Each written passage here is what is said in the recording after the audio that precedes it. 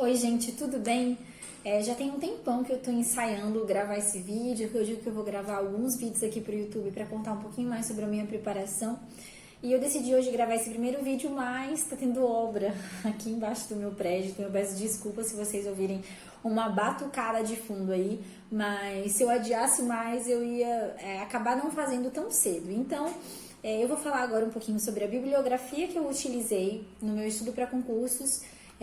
Se eu fiz cursinho, muita gente me perguntou, então eu vou falar um pouquinho sobre essa parte de matéria, de doutrina, do que eu utilizei, quais foram os materiais que eu utilizei, e aí depois eu vou gravando outros vídeos falando um pouquinho sobre cronograma, um pouquinho sobre a rotina que eu tinha na época dos estudos, e aí eu vou sedimentando os assuntos de acordo com as perguntas que vocês vão colocando nos comentários, tá bom? Então vamos lá. Então, gente, uma dúvida que todo mundo sempre tem quando a gente está falando de estudo para concurso e especificamente no meu caso de concurso para delegado, né, que as pessoas quando vêm falar comigo, me perguntar alguma coisa referente ao concurso para delegado, me perguntam muito, mas você usou doutrinas, você precisou ver doutrinas muito profundas, muito pesadas, né? E o que eu sempre digo é que eu não vi nenhuma doutrina capa a capa. Eu acho que nem sempre é necessário, na verdade, na maioria das vezes, não vai ser necessário que você, principalmente no estudo para a primeira fase, mas não somente para a primeira fase, você pegue um livro, uma doutrina muito profunda, capa a capa, e leia lá da primeira até a última página. E por quê? Porque o concurso, ele tem determinados níveis de profundidade, né? Então, assim, as questões não são todas profundas, tem muita questão também que é letra de lei, e além de tudo, você não precisa ser um expert e ter um nível imenso de profundidade em todas as disciplinas e nem em todos os tópicos de cada disciplina. Então, para cada disciplina, você vai precisar aprofundar um determinado ponto e você vai sentindo isso respondendo questão, fazendo prova, fazendo simulado. No decorrer da sua preparação, você vai pegando esse feeling de saber o que é mais importante e o que é menos importante, tá? Então, vamos falar sobre as doutrinas que eu utilizei. Vamos lá, então. Eu vou falar sobre alguns livros que eu utilizei na minha preparação, tá? Alguns eram livros que eu já tinha, outros foram livros que eu adquiri na época que eu decidi, de fato, focar o meu estudo para concursos, e depois eu conto um pouquinho sobre toda essa trajetória longa e de muitos anos fazendo muita coisa errada. E aí fica a sugestão aí pra vocês, tá? Direito Constitucional, eu utilizei esse livro do Éden Napoli, é um livro da Juspodium. Essa edição aqui já é mais antiga, né? Então tá bem sujinha, acho que a capa já tá diferente. E eu gosto muito desse livro, ele tá até molhado, ó. Eu gosto muito desse livro, ele tem a diagramação dele também, o layout é bom porque as letras são grandes, então a leitura não fica tão cansativa. E eu acho ele um livro maravilhoso para você fazer uma base de direito constitucional, porque ele não é um livro muito profundo, mas ele é um livro bem completo.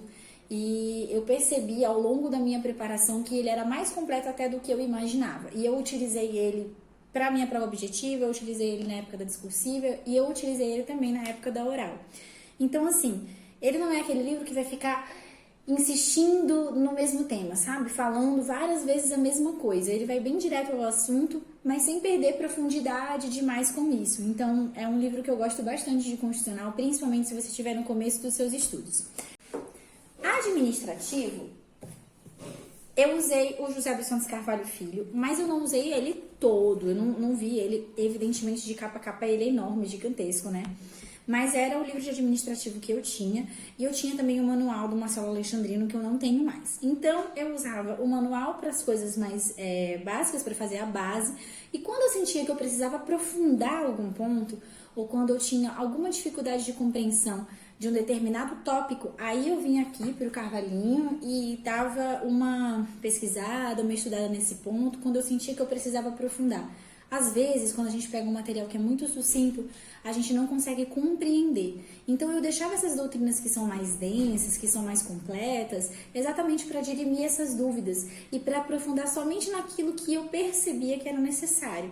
E eu acho que essa a manha que a gente vai pegando no concurso e a experiência que a gente vai pegando quando a gente estuda para concurso ao longo dos anos é conseguir compreender e identificar o que é mais importante, o que é menos importante. E isso é parte do processo, isso vem com o tempo, né? A gente não tem como você sentar para estudar e depois de um mês de estudos para concurso você conseguir ter essa percepção. Então isso é fruto da experiência, mas estudar para concurso é um processo a médio e longo prazo. Então, não dá para você ser impaciente e achar que o resultado vai vir rápido, porque ele não vem rápido. Então, o processo de construção da base, dessa percepção de como as provas acontecem, isso tudo é fruto de fato da experiência, do tempo. Então, a gente tem que ser paciente para aguardar o processo. Passa em concurso quem consegue entender isso, quem consegue aceitar isso e quem consegue seguir dentro do processo, né? Então, a gente falha muitas vezes até dar certo. E é exatamente essa capacidade de se recuperar de cada falha que faz com que a gente consiga chegar até o resultado final que a gente quer. Processo penal, eu utilizei as sinopses da Juspodium, que são do Leonardo Barreto. São duas sinopses, uma para a parte geral e uma para a parte especial. Eu não tô com elas aqui porque eu acabei dando para uma amiga na minha cidade. E usei também o Manual de Processo Penal do Renato Brasileiro. Eu acho que o Renato Brasileiro dispensa comentários, é muito bom, o livro nem é de difícil compreensão, a linguagem dele é simples, ele é bem profundo, mas a linguagem dele é simples, mas o livro é muito longo.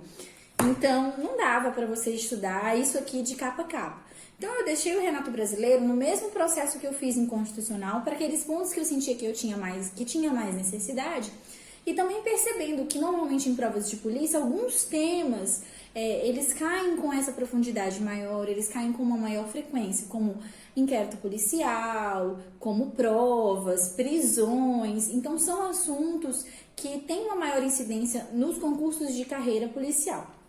Então, a gente precisa saber utilizar o nosso tempo de uma forma otimizada.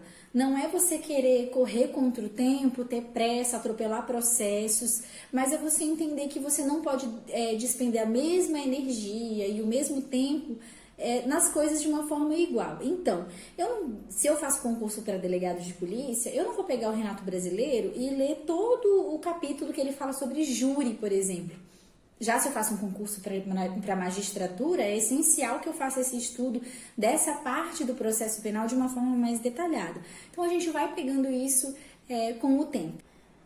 Direito penal, eu utilizei 2 doutrinadores para a maior parte das coisas, que eu não tô com todos os livros aqui, mas eu vou usar só para exemplificar.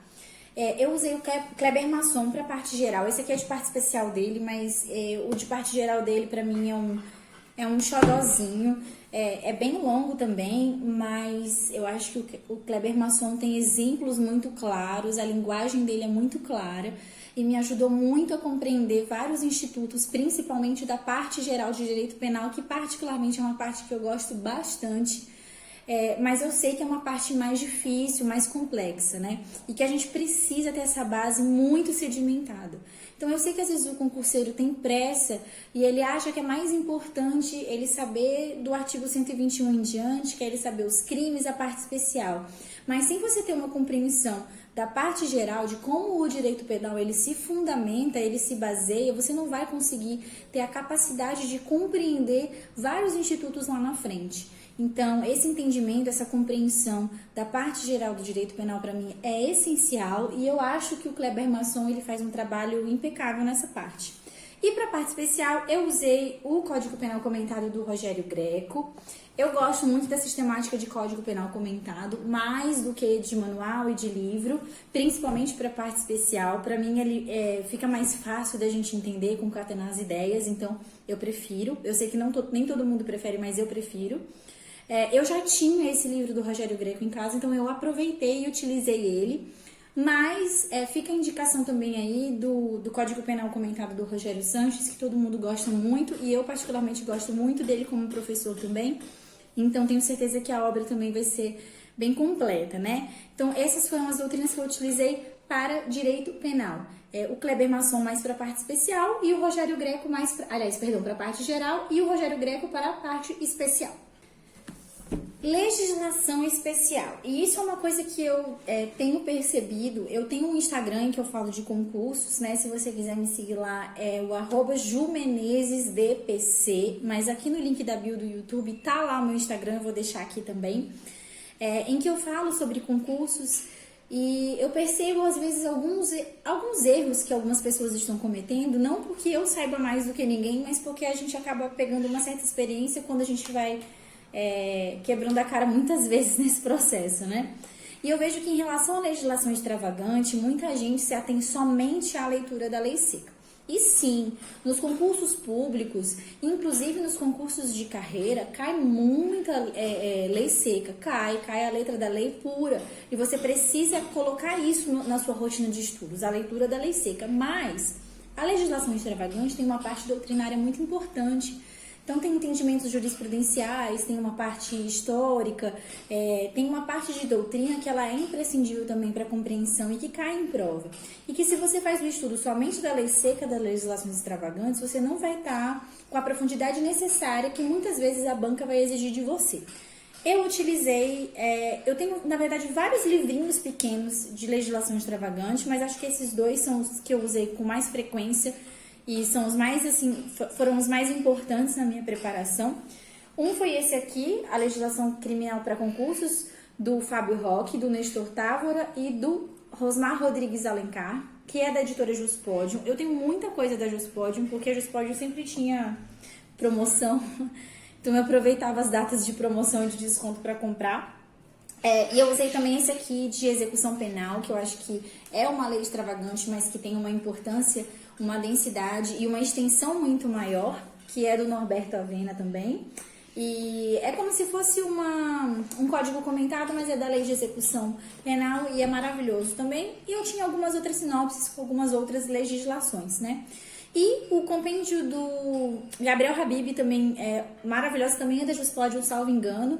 E também é uma outra dica para a legislação extravagante. Eu acho muito importante fazer esse estudo da legislação extravagante também, utilizando alguma doutrina para a gente poder, de fato, compreender, né, a parte doutrinária, essa parte mais jurisprudencial também da lei.